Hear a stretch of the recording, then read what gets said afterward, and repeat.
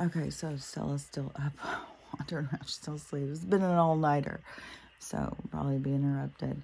But anyways, there was like a few things I wanted to talk about, and I'd already fixed my makeup.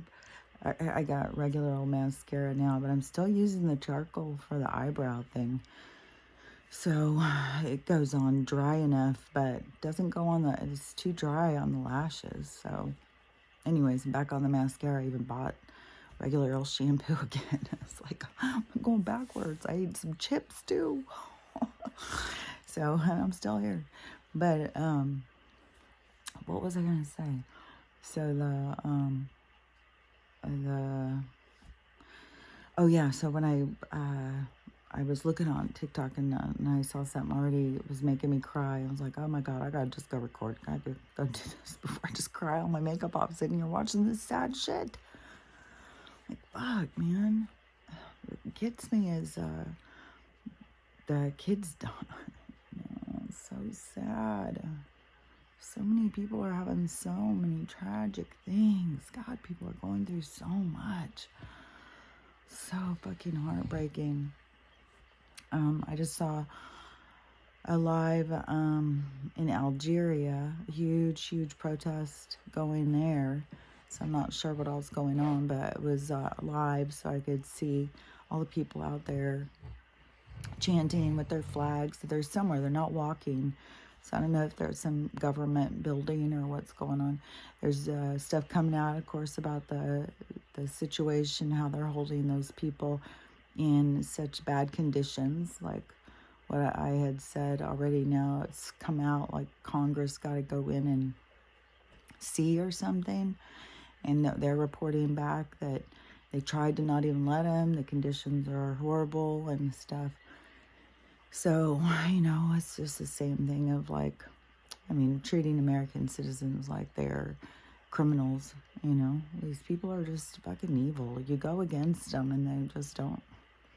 It's how they keep us in line, And it used to work. Now there's way too many of us. It's like, there's some that would probably back down, but I know I wouldn't.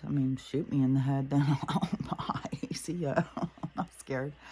Go ahead. And let me think, because it was more stuff on Trump being arrested on Tuesday. Today's the 19th. Tomorrow's the 20th. And it's a whole astrology thing coming in too. With Aries, the equinox, the Aries moon, sun. Like, I don't even know all this stuff. Like, there's so much astrology stuff going on. But I had seen where, because he's the one who is saying he's going to be arrested. So it's probably his lawyer or whoever. But, they know. And it's going to be something that is going to be where they'll accept it for him. They keep showing this over and over. And yet people still don't realize that they have these huge biases. That they're not even, they just believe what they're told about. What we say, hate him. We say, love him. We say, hate, it's like, it's bullshit. It's their fucking bullshit. So anyways, it's going to be something with that. Who knows if he's even going to really be arrested, or if it will be the arrest that, shocks everybody. And it's, because you're talking about a sitting, the commander, words like you can't even fucking say unless you want to be taken down. You're not allowed to speak. But we have free speech. Yeah, right. So fucking absurd. But so, that they literally have the sitting PRES guy harassed, out of seat. The only ones listening to him is half the military. The other half is, committing treason. Or just out of ignorance that they can't do the numbers, like they don't understand math or something. But then they have all of the, I was just thinking about this yesterday. Like, this is like 3 years in, and when this stuff comes out over who really is in charge, and these people, especially, just thinking about my neighbors, when these planes keep going over, I keep thinking, I wonder if this is their attention yet. And then when he comes out as the one, and they're say anything to me, you say anything to me, I just can't wait. All right, well, geez, I think I said that 3 years ago. That's going to be my comment. That's all I got to say to you. Pretty sure I told you that 3 years ago. Pretty sure I told you that 3 years ago. Like, I've got nothing else. Like, whatever. So, we'll see. I think there's going to be enough, people will be like, well, I don't really want to hear anybody say I told you so. But, I'm just, yeah, I mean, it's absurd. And then they're going to go in and arrest him. I mean, this is foreign people running our place. And then these people who just, we're all for the progression and all for the climate change, all for whatever the government says. They're so truthful. Oh my God.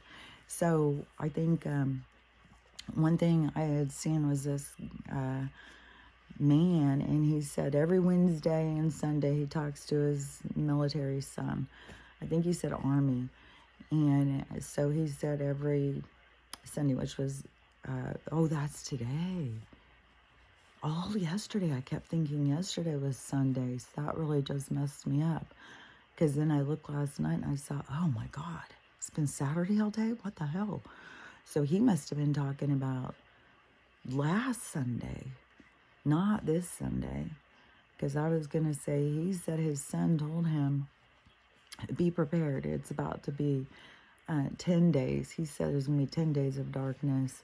And I thought, well, that lines up with them making this arrest. Then if that is going to, get everything going, that there would be, like, it totally makes sense to me that there's going to be some sort of a battle of some sort. Like, I don't know. I mean, this is literally, you're resting. I mean, just because they give this other guy the title, but I don't know. So to me, if they're gonna truly do that, it's for a reason. It's not gonna be like, oh well, that's the end. He's arrested. Now it's all over. No, it's not. It's for more outrage. It's for more absurdity. It's for more attention it's for more people to, get on board of what's going on. So, but, if because, man, I mean, we got so much stuff, right? This one guy who I watch his videos, and he spends all day looking into, trying to find out about what's going on with Nasara. And he said there's a lot of stuff happening, and by the end of the month, we're going to see a lot of stuff going on. So, and he said it would make sense. I'm pretty sure it was him who said that, but I don't remember. Could have been another guy. But he said it made sense for there to be this 10 days of darkness, because we don't just aren't going over to the quantum financial, we're going into the quantum computer, so the quantum internet. So they'll have to, take everything down to start us onto this other thing. And so, makes sense. So it'll go down. I don't know about the 10 days whole thing. I mean, there's always been this 10 days of darkness, 3 days. There's always these things that people get, like, this is going to happen. It could be, 10 days of darkness is already happening in California. Like, those people, who even knows what's going on with them? Who knows how many were killed? Who knows? And I swear to God, if people are frozen to death in their houses, they just go in and take them to some fucking lab and then do weird shit to them. What was that? Because it was these videotapes, I guess, have resurfaced about, I don't know, there's some whistleblowers who have escaped the, the traffic situation. And so they've gotten away. But when they were kids, the stuff that they witnessed and stuff, what they've spoke out about, really horrendous murder and stuff like that that have been done. They've witnessed all of this really horrible stuff of, and torture, stuff like that. And it's always on dark. And they'll go take them from other countries and stuff. They said a lot wouldn't even be able to speak English. And it would be terrible, terrible, terrible things. And then the other kids would have to watch to keep them in line. That's why I said that even about that meat place where they found all those kids working at night. That's why. It's because that's when they bring in the dead bodies. And then that's how they scare the kids. Like, I just saw somebody talking about, like, how in the world is there enough chickens to even do one Chick-fil-A, Do they have millions of chickens at their own Chick-fil-A farm or something? That they can just, sell them en masse every day to all these different ones? It's like, yeah, it's the same thing with the hamburger. Like, when the people start, like, doing the math, it's like, wait a minute, these numbers aren't adding up. Where's this coming from? I know there's a lot of this meat that I've got out because I get Stella meat. And it's like rubber or something. It's weird. And she'll even go up and smell it. Like, there's even lunch meat that she doesn't even want to eat. Like, stuff that she would usually just gobble up, she'll go up and smell it and be like, oh. I think, man, all this artificial food that they, and I mean, it makes animals sick. It makes all of us sick. Eating all this fucking poison and artificial shit. So, but one of the things, so all of that stuff, like, I mean, it still is, the money thing is right on the verge. The leadership thing, medical is just falling apart. It's a horror story after horror story, of what people are experiencing, going to, especially after having any of these and having any symptoms, they go in and they're just disregarded. They're just, no, I don't know what your problem is, they just don't give a shit. That's, even if, I think, a lot of these people really they don't have it in them. It's probably part of the stress they put on people in medical school, keep them so stressed. Same way as they get teenagers to watch porn all the time, is desensitize people.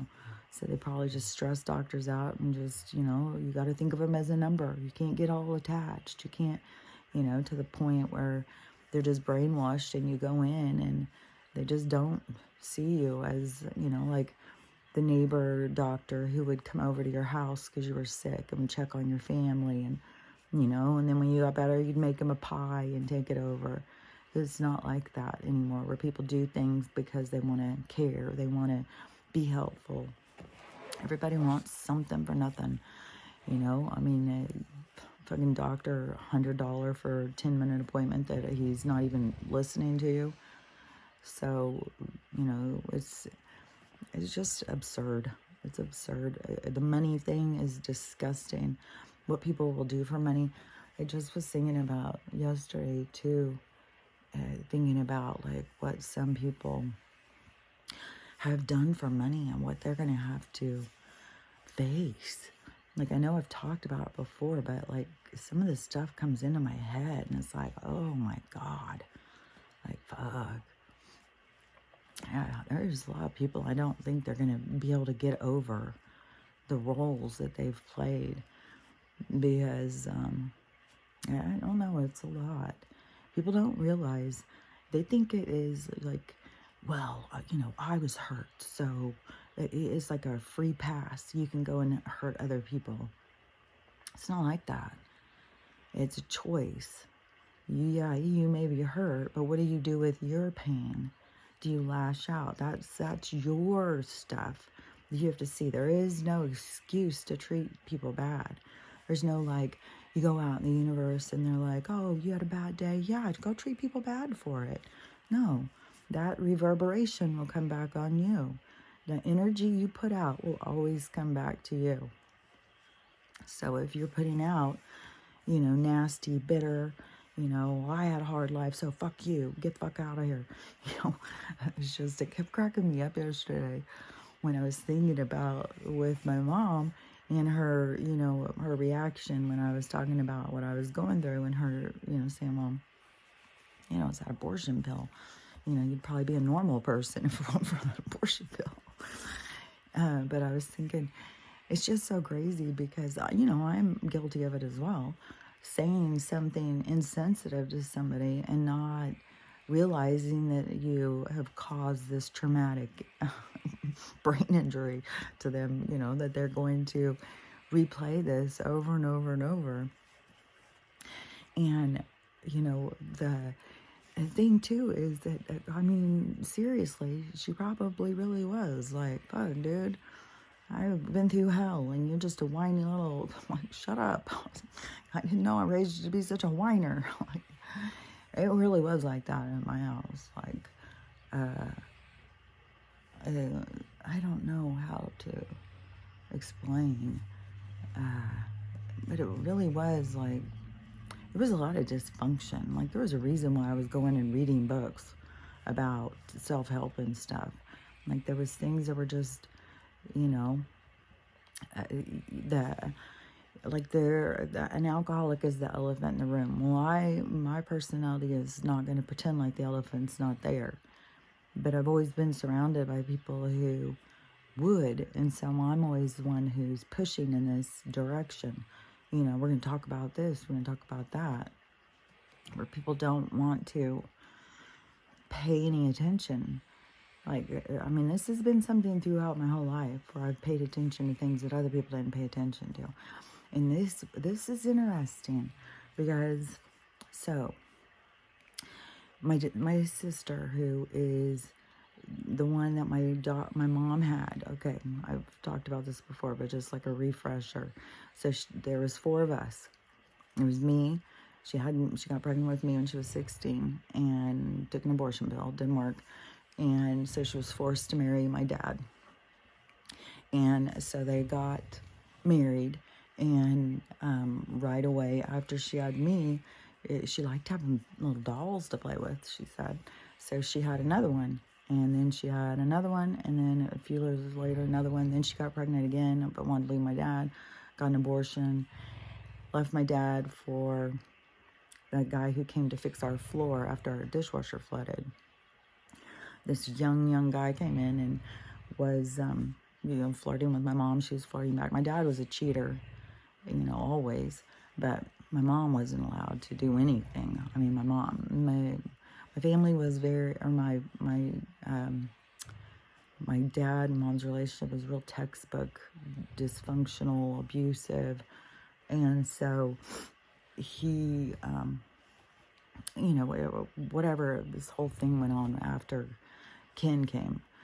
And my mom started having an affair. And then my dad figured it out, and she left my dad for this guy who was very young, and he was very poor. He was a pothead. Him and his friend drove around in his van and did floors and just partied, and he had a wife at home with 4 kids and a whole weird, I mean, everybody's got a lot of weird stories in their families, you know, and there's a weird one with his, and how this girl ended up living in his house, and she's sneaking into his room, gets pregnant, and then he's a dad, you know, at a young age. I think he was like 16 or something. And so he's got these 4 little kids with this woman who doesn't take care of them, and it was a whole fucking thing. It was like, and I was like 16, and my mom finally was leaving my dad. I was finally disclosing my own stuff, and it was just a whole new set of drama. And it seemed that my mom was really into drama, and that was confusing to me too. It was like, why are you doing this? Like, why are you going down and trying to take this woman to court and take her kids away from her? Like, it was like a whole thing. And it was like, so drama. And then she got pregnant with this new child. So she had us 4. And so at this point, I'm 16. And my brother, I think, was about 9 or 10, the youngest. And then she got together with Ken, who had 4 kids. And his oldest was like 7. And then he had like a 5-year-old, a 3-year-old, and a 1-year-old. And so those kids went straight down from us, and they were raised when I was already, going off more, but they were raised, as if they were really would have been our siblings. I mean, their age went right down, and they grew up with us being their older siblings. And, and then there was lots of problems that went, there's lots of stuff that went on. But my mom got pregnant with this next child that was her, this was like her, I don't know how to explain it. It was very, very strange. It was like she had this child that could do no wrong. It was like this child was beautiful. It was perfect. She showered it with all her love. Like, it was just her and Brittany. That was it. That was her and Brittany, and never be money, but there was always money for getting stuff for her. And so she kind of created this, no matter what your reason is for doing this, anybody who does this kind of stuff, this is like what you got to look at things more broader. And so whatever her reasoning was, was because it was her first child with dark hair. That was what she kept saying. It was so wonderful to have a dark-haired child after, having all these kids that didn't look like her. And so she, kids did. They all had dark hair, but so she, it was kind of like she raised this daughter to be separate from us all. She gave this child special treatment. I'm not even kidding you. Like the kids who were school age, who would need to start school, well, there's no money to buy you some clothes. Are you kidding? You're going to have to wear some stuff from last year. We'll get you a few things, let's go down. I'm not sure. It was a thing that became a situation. And I would get pictures sent to me. I was like, okay, so there's no money for these kids to go to school clothes, but we got a whole modeling show of a whole new wardrobe for this kid who's just, walking around the house. Like every week she gets a whole new wardrobe, but these kids. And so there was a lot of, she didn't realize, how she was creating this separation. And she became it was like her and this kid kind of meshed. And it was hard, as being other kids of hers. It was like we were all kind of rejected so that she could enmesh with this one. And, I could see all this stuff, but I'd read enough self-help books. I was observing. I could see, and I could see where everything was going wrong. It was so clear to me, but it was like I knew this stuff had to play out. I knew there was, these were her things that had to play out. It was like her stuff. And so her husband, Ken, now, he there was no room for him in the relationship. It was her and her daughter. That was, everything became her and her daughter. And so her husband started having affairs again and, blew her off. And, they would speak really nasty to each other, put each other down. It was really hard to be around them. It was like you just wanted them to get divorced. It was like, this is horrible. And, and then she'd always act like this. One child was mere perfection, and, nobody could live up to this, this perfection of this kid, and keeping this kid very separated from the family. So yesterday was her 40th, her 40th or 41st birthday, which, at this point now, Mom is, I don't know, to me, I feel like she's very much isolated. It's like she's an only child with siblings. She doesn't have the same, I've got siblings. I know I have siblings. I grew up with these people. I've had relationship with these people. Although, 2020, created that separation where, you have to show your true self and you're not always accepted. So, there was that whole aspect, but, I don't know, there's something that I feel like that she's always missed out on really having that kind of siblings. And it was kind of like, because mom made her into this, like, separated her from it all. And it is sad because so it was her birthday, and she, when Ken left, she was still a teenager. I think she was like maybe 15, 16 years old or something like that. I can't remember. She was still a teenager though. And he left. Never talked to her anymore. Just stopped, It was like he could never get close to her because mom would kind of, I don't know how to explain it, because she would keep her so separate, even from her own dad. She kept her like separate from everybody.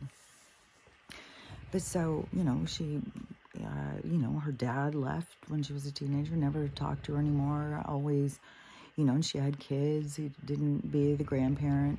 Well, he was the grandparent to my kids, but then he left them.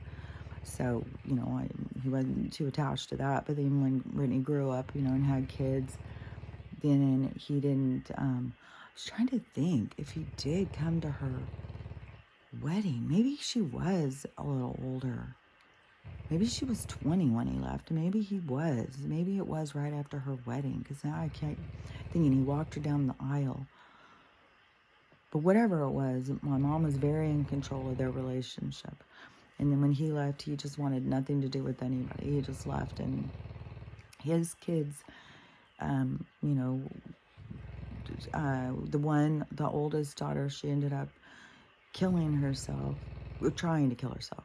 She got a hypoxic brain injury, so she is she doesn't struggle with what she used to struggle with depression and hating herself, but she has a more severe brain injury than I do. She has to live in a nursing home. And then his oldest kid, who had ran away, it wasn't just run away. There was a lot of problems with him and my mom. Apparently, there was a lot of issues. I mean, my mom should definitely not have been raising these other 4 kids. I never thought, they should have. I don't, but this was their thing. This was all of their journey. So, I could see how it was going to turn out. So, Brittany goes and her dad blows her off and leaves and doesn't talk to her. And then he died yesterday on her birthday. So, yeah. I had said, there's the 2 guys that got sick all of a sudden, and they were both supposed to die. One of them got better and got out of the hospital. And so she's still going to Oklahoma. They're leaving not tomorrow, but the next day to go to Oklahoma to go see him and hopefully move him back to Washington. But my stepdad, he didn't get out of the hospital. Well, he got out of the hospital, but he didn't go out in his body. He went out in his soul. And so he passed on her birthday. Like, even yesterday morning, my mom texted me and she said, don't forget it's Brittany's birthday, and also Ken's expected to die within a couple hours. I was like, oh my gosh. And as so that was like, all of that just was coming back to me like, oh my God. So this relationship that was so, I don't know, disparaged is coming into my mind. But I was like, I don't know. I mean, this to me would be some stuff that my mom would have that would be coming up, stuff that she would need to heal. Because, no matter what, her feelings towards her husband and her, whatever she did with this love child of theirs, of keeping her separate to the point where the husband gave up and then dies on her birthday. Because she's devastated, like, she was devastated that he wasn't being a grandpa to her kids, that he didn't want anything to do with her. And You know, that's the thing that I try and get across. Even when, and Dolores Cannon's saying on that Hitler thing that I've brought up before, how she or somebody was asking in one of their sessions about him and karma and all of this stuff. And she said that's still being, like it's still logging because there's still people who are affected by it because that reverberation. That's why I said all these people, like even like Jennifer Aniston going and saying, oh yeah, everybody better go do that. She better, you know, and it's all on intention too. Like, is she doing it to cover her own ass because there's tapes on her? Is she doing it because she really is so scared? Did she believes everybody needs that? You know, like, but the people who do these things, who put people in the wrong direction, who do it by intention of protecting themselves, it's all personal gain. That is a reverberation that will affect you in a way that you're not going to want to have it affect you. And so, you know, it's going to come back to you. It's going to feel very negative when it comes back to you. And, you know, some of them, it's going to be like, there's people who are involved without even realizing it in such serious crimes. But when, you know, she was asking about that person, and they said that more than him, more than the person who you think would have all this bad karma, was his dad, who was getting more than the son, because the dad was the one repressing this relationship that the son wanted with Art. And apparently in a past life before this one, he was an artist, and he was, you know, had that outlet to release these emotions and the energy inside, because he used art to, you know, art is like a therapy. And so then in this life, the one where, you know, so many people died because of it, that he his dad wouldn't let him. He wouldn't let him have, he wasn't allowed to do art. There was a whole thing about it. But, you know, you got to remember too that all of these things are all possibilities. It's all anything. It's all possibilities. And you know, another thing too is that most people, what was it? It just came to me because I was looking at something. Oh, I also saw live this really cool. This was also in Africa. They had these cool headdresses and masks and these whole elaborate costumes doing these dances in the street to these drums. It was really cool. But so the I don't even know why all of a sudden I go off on things, like things just pop into my head and I keep seeing them. So the reverb, so when the energy that comes, so if the dad is repressing him and creating all of his anger and stuff, then that's a whole scenario to play out to see how it plays out, to see how would this affect somebody. But there's still a reverberation. I mean, you're a soul. You're going to have a reverberation to everything that you do, because it's energy. It's energy going out and coming back and going out and coming out. And so it's what you push out. But when I was looking at those people, I was thinking, you know, about the draw to just normal lives, just to go and live normal lives. It's not like when people think about past lives and stuff like that, like they think like your life has to, you know, you had to be a king or a queen or something, which probably most people have all played a part where they've been in power somewhere, somehow, you know, you play that out so you can see. Because there's so many options, there's so many opportunities, there's so many possibilities for realities in every single situation. But when I was seeing those ones dancing, that's what it was like, oh my gosh, just to have a regular life, just to go and live like that, to me, it seems so interesting. Like I see just regular lives, but there isn't, like, life doesn't have to be famous or known by all people to have value. And that is where people got to see, like, every single life, the most simplest life has such value to your soul, and it is so important to be able to live in lack and still see that you can be happy. So, where people think, like, if you don't have anything, that, it's not like you're not looked down well upon from God. The gods do not care about you. You don't have, the gifts of silver and gold or whatever.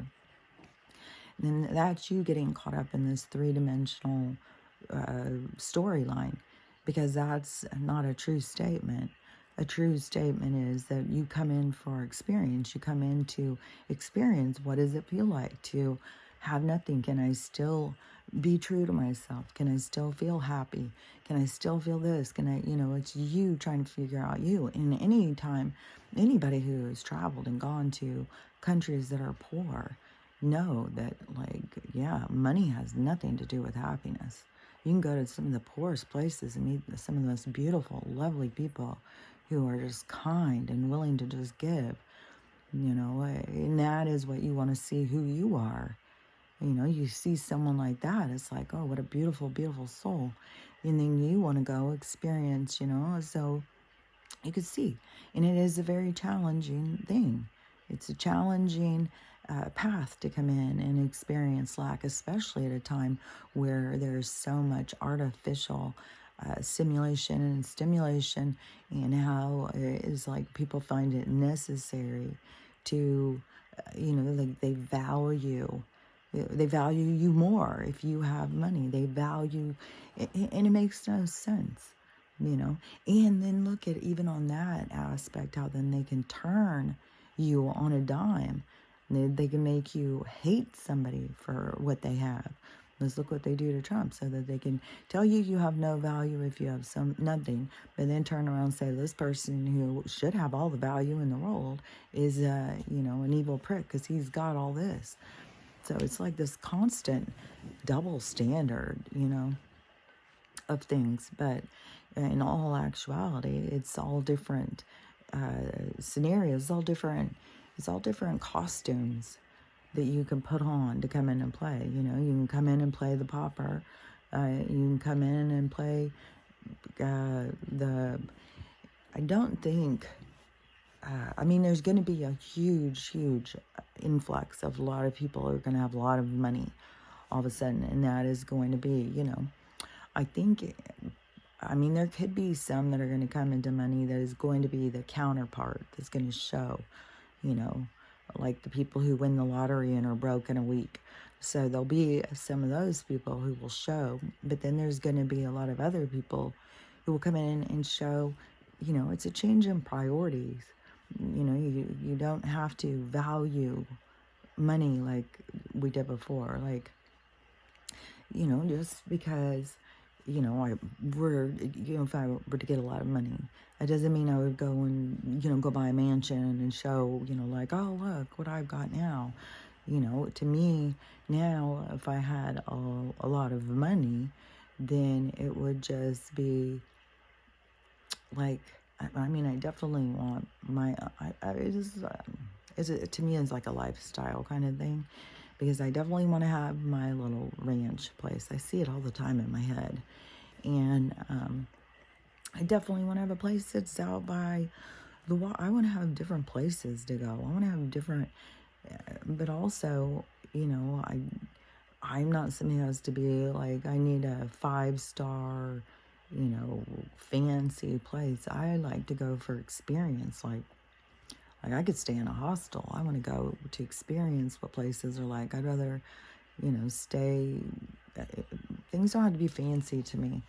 And, to me, having a lot of money, then it gives you the opportunity where you can go into a place like that. And, you can share what you have, have a dinner and invite everybody, or something. I don't know. To me, it doesn't have the same kind of value. Like, I want to have a little ranch, and that could be frivolous to some people. who want to live in a tiny house. I've been living in a tiny house for 3 years, and I like it. I love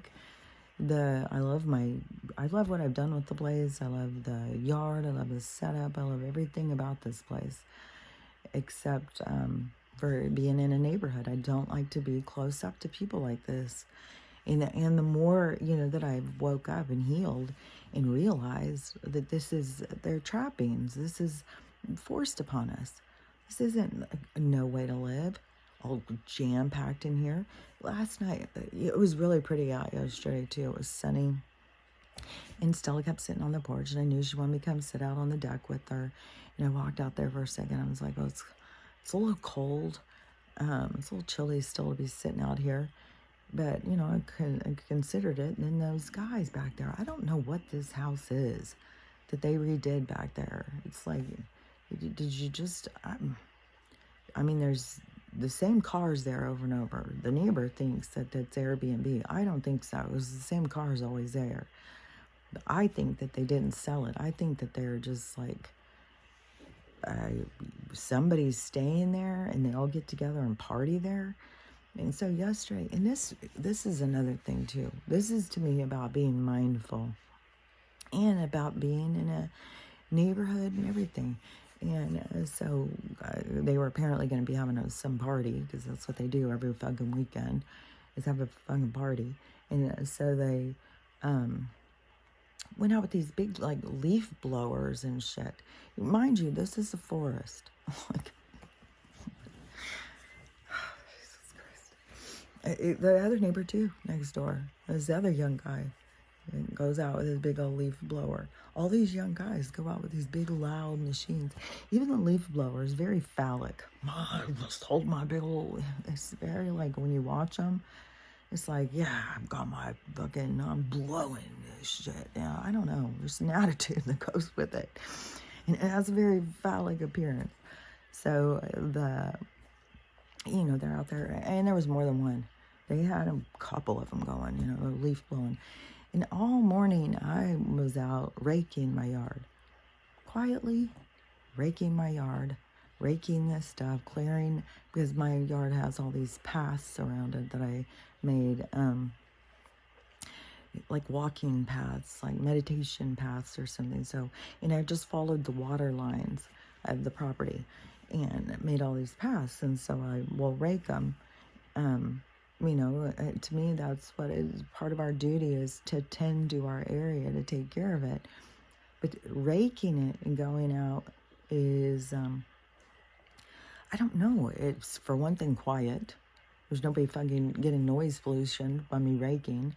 And for another thing, it is more harmonious. It's more like I'm using this tool, but I'm coming in contact with the soil. Like, I'm being loving to it. I'm being careful. I'm loving it, like frosting a cake. You don't just throw the frosting on. You go in and, frost it. And so that's what you're doing when you're tending. And I don't mow or anything. I don't have grass. I only have a forest bed. And so that's the only upkeep I really have to do is raking. And I do it all year round. And so, I don't know. Seeing these guys going out blowing that, it just seemed like, man, that is so much more intrusive. It's intrusive to how many neighbors now you're disturbing as you clean your yard, that you're blowing forest ground stuff around. Like, I don't really understand what they're doing. Like, trying to clear their rocks. That's what, they bring all this gravel into their driveway, and then I guess trying to blow it out of the gravel. I'm not sure what the hell they're doing and why it's got to be so noisy. But that's one of the things is like, I just kept thinking that, when people become more mindful and think like, oh, I'm disturbing other people if I go out and just make all this noise. But, they don't. Which also, a couple of days, there was the construction going with real noisy. I was like, there's probably something going on underground. you know, they're over there making a shit ton of noise. Then they always have all of these people, but there is a couple houses that have been for sale for weeks now. There's nothing moving. And these ones were going where it was, they were selling before they were even on the market. But as soon as that one got done, is when I started being like, okay, that house did not sell. It is the same people over there. I know, there's no fucking way that house sold. And these other houses, the one still that they've got all the siding on except for the front, I don't even know what is going on inside the house, but that is a pretty weird place to just stop. Just half the siding on the house and then none of the other half. And then it with all this bad weather. And then the house next door to that one has been for sale for weeks, I probably months. So there's definitely things that are not moving. There's a whole bunch of the banks that have gone down now. So, you know, and however they're going to drag this out or do it, or, you know, because you got to remember, I mean, part of it is to wake us up. Part of it is to get people to be rational, because they're so irrational about Trump. And then, you know, the TDS is so, like, crazy. Like, you sit there and tell them, you know, I swear to God, even people who are the anti-Joe are still anti-him too. They're just, you know, we got nobody. There's nobody. There's nobody on either side. It's just us against the world. And it's like, and I don't even know, like, with some of them, I don't even get what some of them are even saying, you know. You know, what is the plan if it's just us against the world? To me, I'm still the future city. As soon as that stuff starts going, and I don't know if it's going to be, you know, he'll get arrested. There's no way he's going to go sit in jail. Like, I don't know, you know, what will happen about that. But if that, you know, and then the money thing starts going, and the government is going to be exposed. So all of that stuff to start going really quick, then, there's something I was going to say about that. Because the future cities.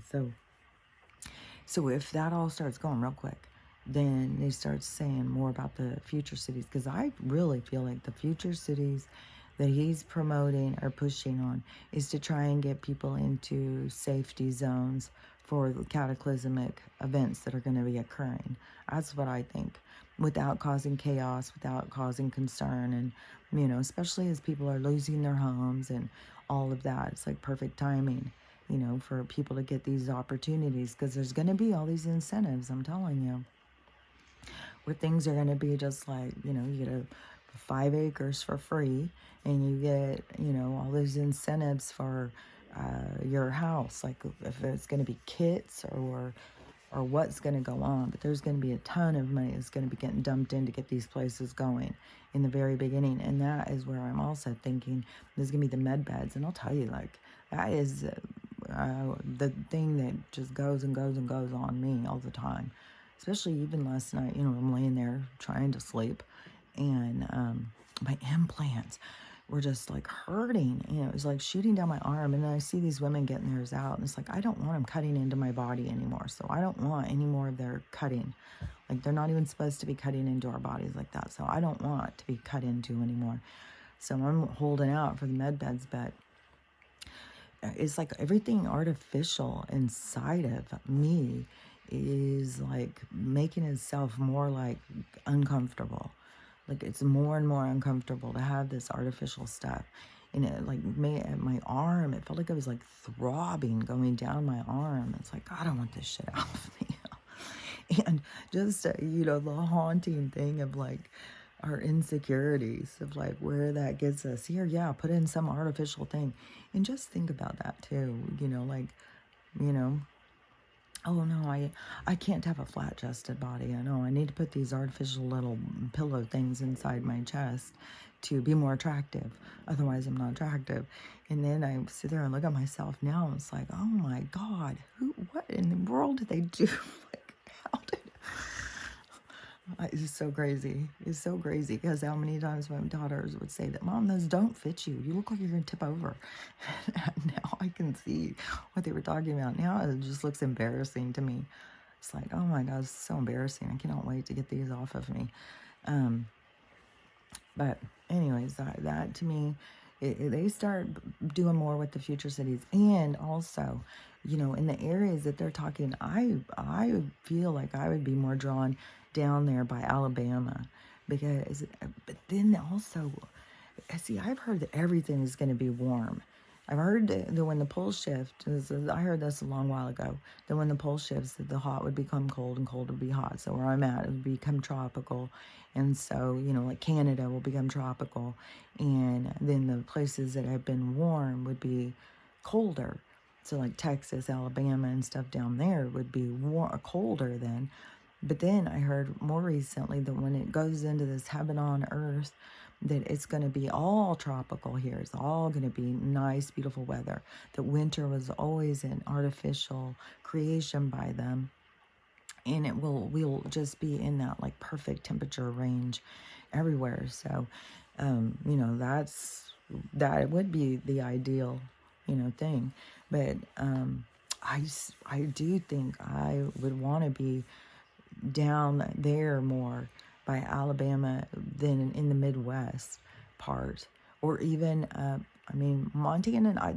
All these places are all places I've been, and so I kind of would like to go down more down there and see about getting like a little ranch or something like down there.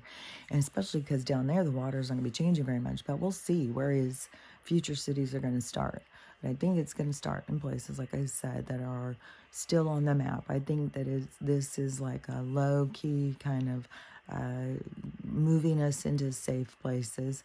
Like I said, people who are biased won't go there, so that weeds out those people right away. People who hate Trump that have no idea why. They just hate him because the news said. They don't even know anything about him, but he's obviously a bad guy because the news said he's a rich asshole. It's like he's the rich asshole who's out there front and center. It's the fucking rich assholes that are hiding behind the scenes that don't want you to know they exist. Like even when the whole and the whole thing with the island and all that stuff, and he was the only one when they started asking for people to give information. He called them.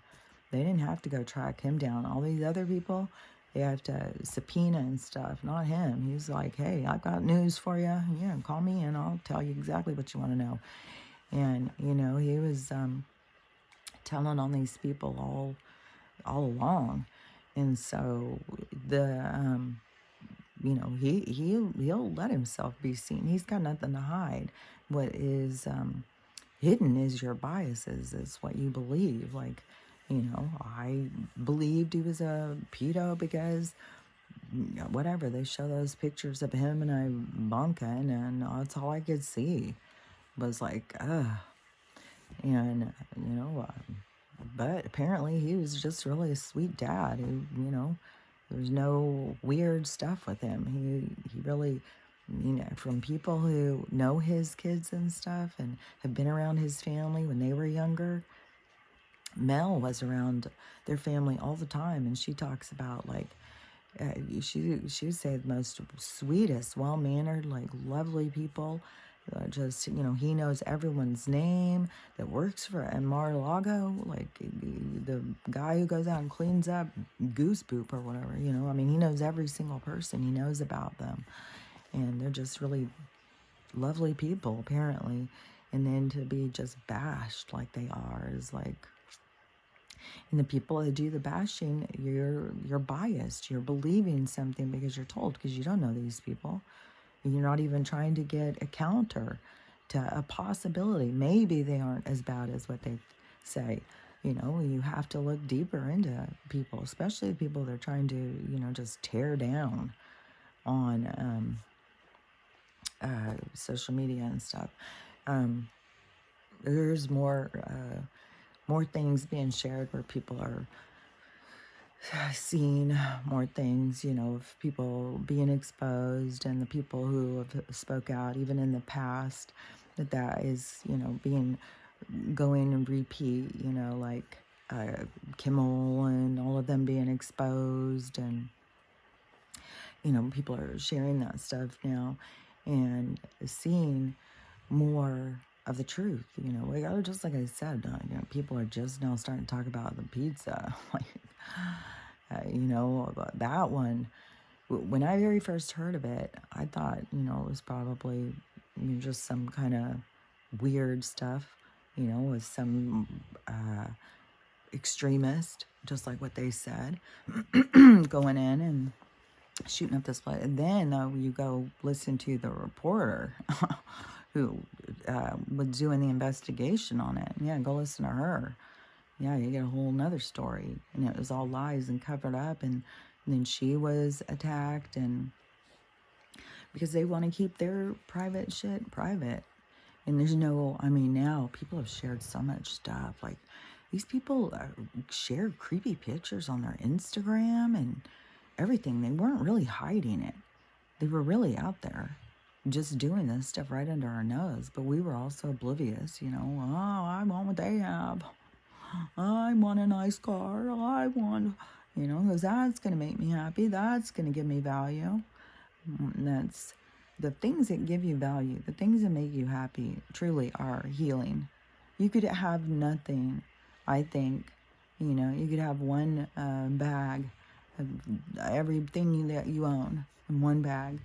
And if you are healed and you are, you're going to feel more happy. You're not going to care, And then somebody who's not healed, who is, struggling, you could give them everything, and it will never be enough. And as soon as they're not consuming, they're going to feel empty because they're under this constant need of consumption to feel good, to feel better. Just gimme, gimme, gimme, gimme, gimme, gimme, gimme, gimme. And it is kind of also like a distraction, Even watching TV can be a distraction. I don't want to feel anything. I don't want to feel my own pain, so I'm just going to turn on the TV and absorb my mind in something else. And, I know I did that when I was in, especially, it was, I'm off work. I'm going to sit here and watch Lifetime movies all day long. And, get in my big chair. My daughter would come sit with me, and or sometimes both of the younger ones, and we would, make popcorn and sit and watch Lifetime movies. My kids grew up on Lifetime movies. And my other one was classic TCM, I think, the Turner Classic Movie Channel. Now, Turner, God, what a piece of shit that guy. Man, there's so many of these people that are just so rotten. Like, we've just been surrounded, and they own the media. Yeah, it's just, I don't know. I mean, there's a difference, I'm sure, in the ones that have done what those girls were talking about were done to those little kids. That's not all of them. They're all different. Some of them are that disturbed that in order to feel anything, they've got to cause pain on something else and someone else. And then there's other ones that are just, their sexual deviancy, their desires are out of control. They have no control of their minds. They have no control of their impulses. So, they're just reactive. We're out there just doing, consuming, taking. And this is where things have to come into balance. At this point, you shouldn't be taking more than you're giving. You've got to find that balance, because everything that is out of balance at this point is going to be super uncomfortable. But these are the things that are going to start pulling you out of this this wave going into it will be like a weight, an anchor pulling you down out of the flow. So, you need to be really focused on your balance, and that's your divine masculine, divine feminine as well. You know, you've got this side of you that's loving and nurturing and caring and creative, and then you have this side of you that is a protection, and it's like the boundaries. It's like the firmer thing. And you know what I also like about it is that because you know, it was something that I would always hear. Women would always be like, it's so uncomfortable to be around men. They're the hawks so rude to each other. But then it's just over. You know, they can say something really rude to each other, and then it's just over, and they just go about their day. And none of them are offended or whatever. And, you know, women see something rude, oh my God, that, you know, it's going to warrant you like fucking some drama.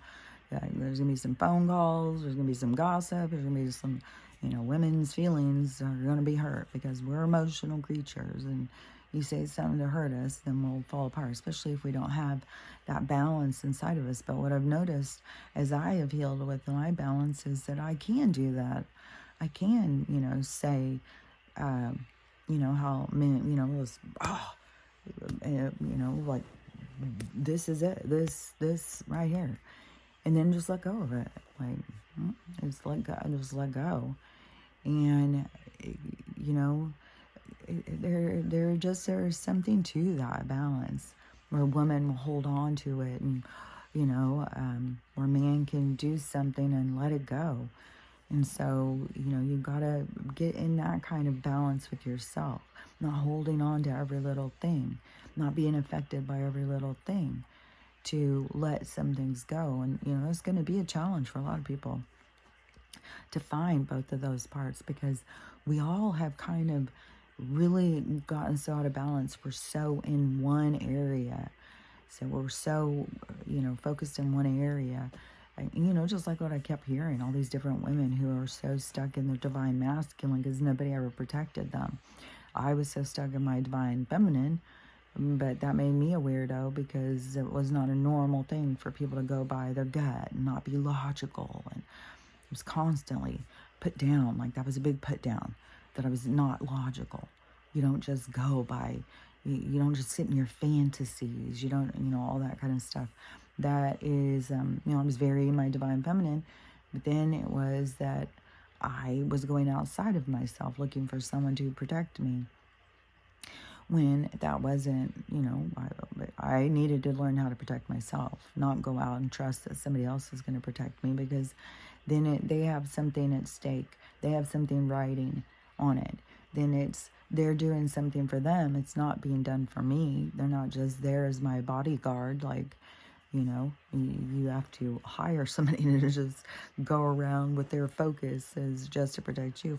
But, you know, I have Stella for that too.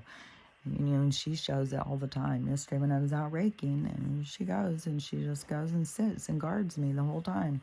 And it's just anybody, she sees any movement, walking, animal, anything, she runs out and lets them know, you don't come over here. You mess with the wrong person, you come over here. Like, I don't know what she would do. I mean, the FedEx guy. This new FedEx guy, it just cracks me up. I don't even know. I don't know. We had a different FedEx guy, and we got a new one. And he wants to talk to Stella, but he's kind of freaked out by her. But he'll leave her a treat or something, and he'll put his hand down, and she'll go up, and I've never seen her bite anybody. But when her mouth opens and it comes down on your hand, you feel like it's going to be biting. But she has this way of just grabbing it and holding it. But somebody, you know, yanks it and stuff, then they're going to hit into her tooth and they're going to feel like they got bit. So she does do that. And so he pulled his hand back real quick because he thought she was going to bite him. And it's like, she's never bit anybody, but she does go at him very aggressively. But I think she has a thing with the trucks, because the UPS guy too, the mail lady, when she comes and brings the boxes up, and she drives a Jeep. So, but anyone who brings the boxes, and then plus Stella is, because she gets boxes that are full of her treats and stuff, so she gets very excited about the boxes. But I don't know, she gets super aggressive out there. But the FedEx guy, reason cracks me up is because he'll just, like, he's lost all the time. He'll drive up, he'll go somewhere, then he'll go over there, then he'll turn around, then he'll come back, and then he's going, like, he's just lost in the neighborhood. The other guy was very sad, and he had worked out here for a long time, and I don't know where he's gone to. But as a new guy, he is a crack up, and he's just lost all the time. And yesterday, I'm walking out to get my baggage, and he's driving by. Hi, Kelly. They're all real sweet out here because they get to know you. That is one of the things that I do love about living rural, like living in a community that is really cool, because there really is. The UPS guy is always, hey, Kelly, how's it going? And the FedEx guy, and the mail lady, I always go out and talk to them. Thanks for bringing me my stuff. And, it's that part where there is, this community. I love that. I love having real people to talk to, having real relationships. The same UPS guy, even though we have a new FedEx guy, he's still a crack up. Like, and I was paying a lot of attention to him because we just had those crimes with those FedEx guys, and I was like, who the hell are they hiring? This guy's always lost. He's always driving around, but when he started leaving little presents for Stella and stuff, like, he really seems like he's a nice guy, even though, you have that other side, and you're like, oh my God, is he leaving poison? I've done that every time anyone's ever given Stella a treat. I'm always like, what are they giving her? The other neighbor over here, he's always giving her stuff. I even was suspicious about that. Like, oh my God, somebody could be giving your dog treats, so your dog would be comfortable with them. So then when they come in and attack you, the dog just sits there quietly eating its treat. You gotta be a little suspicious. You can't just trust everybody. I've trusted people way too long, and there's a lot of people out there that are not trustworthy, and so I think you gotta have a little suspicion, but you don't have to just be completely derelict.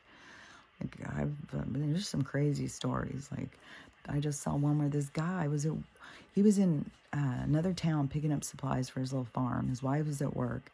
A neighbor calls and says something about the goat or whatever. His goat had babies. A neighbor was going by and goes up to this guy's barn and sees that he has a pig in with the goats, and he doesn't approve of that. Steals the baby goats out of the guy's thing. They were just born. Takes him away from their mom, takes him to his farm, and refuses to give him back to him. So then he said, well, you have to call the cops. So the guy's sitting out there with the cops, and he's like, you're where they are. It's a felony to steal someone's livestock. In Texas, when I lived there, it was like, if someone stole your cow, you could kill them. It was legal. Like, you stole my horse, kill you. It was legal. If you went in and found your wife cheating on you, it was illegal to kill her. I don't think you could kill your husband for cheating on you, but you could kill your wife. That was Texas laws when I was growing up.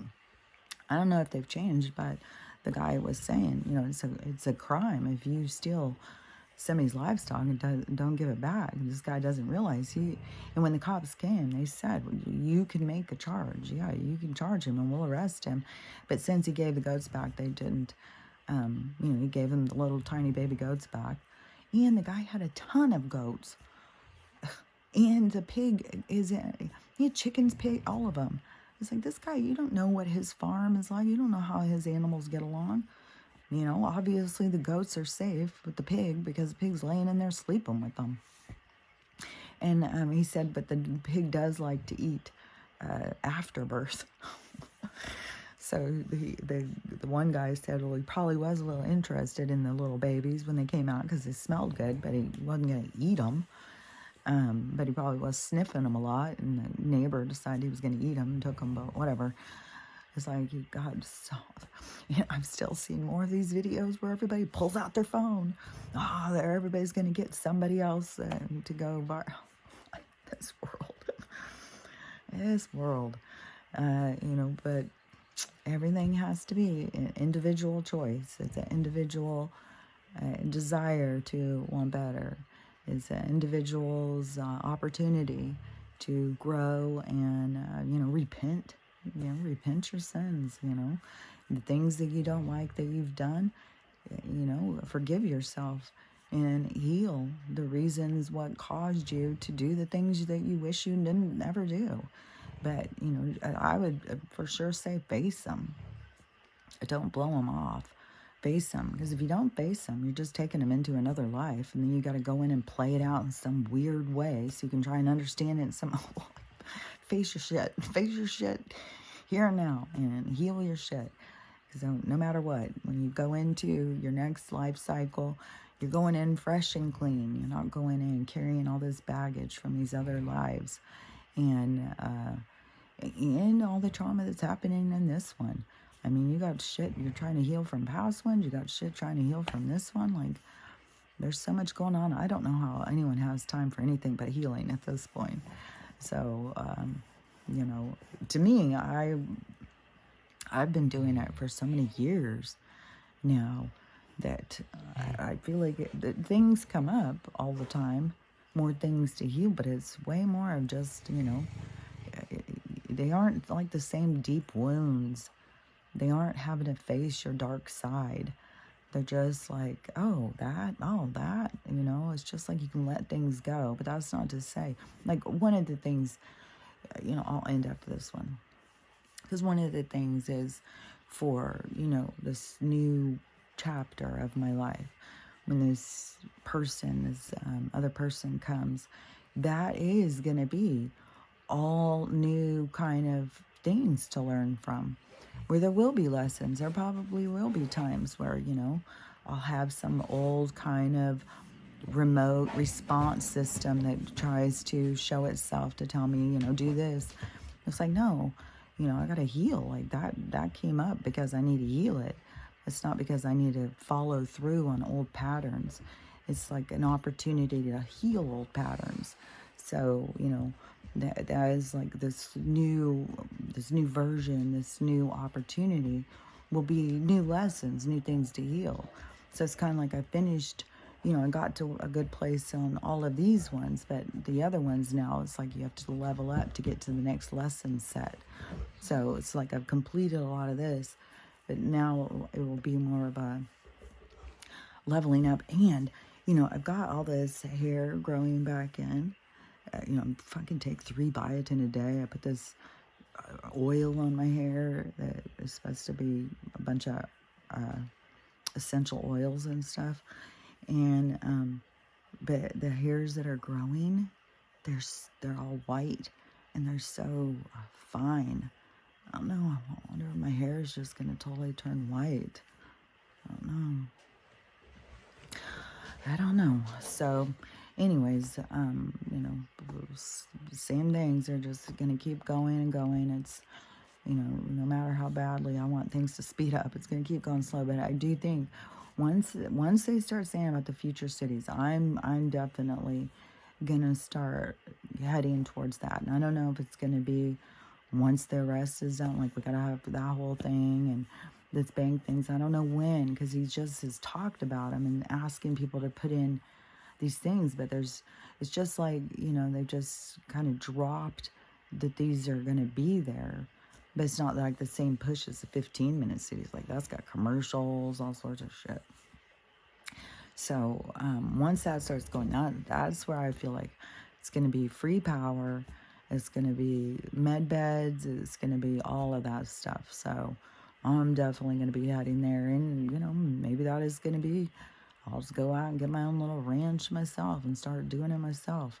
You know, I'm not going to be doing it with this other person. I have no idea. Just go with the flow. Just go with the flow and, you know, see where it leads you. Now I've been doing, I don't know if you can even see, because I've been doing, my stomach is growling and growling. I've been so hungry for days. Like, no matter what I eat, I'm just fucking starving. But I got 9 or 10 paintings now. That cracks me up. So, anyways, just keep painting and getting ready for what's to come, because it's going, it's happening, and it's all happening fast, but it's also going to be happening slowly. So, you know, I think it's going to be abrupt. This awakening thing is going to be abrupt, whatever it's going to be. I don't know. But then then we still got all the tediousness of this slow healing. To me, it was going to be, for those of us who are awake, who have awareness, who know, like, there's med beds, there's free energy, there's technology, we'll be running towards that stuff as it's coming forward. So maybe that's like our lives will be changing and getting better. We'll be going in and healing, and we'll have free energy and all that stuff. So our lives will be getting better and better. And then the people who aren't awake yet, they'll still be struggling, trying to see, So, but we will at some point get to a point where, the landscape's changed, things are stable, we're building up, people are healed, people are building community, people are loving and kind towards one another. We will get to that place. It's just, I would like it to go super, super fast, but, it's going to go super, super slow. So stay strong and stay resilient, and don't give up. Stay hopeful, and I'll talk to you later. Bye.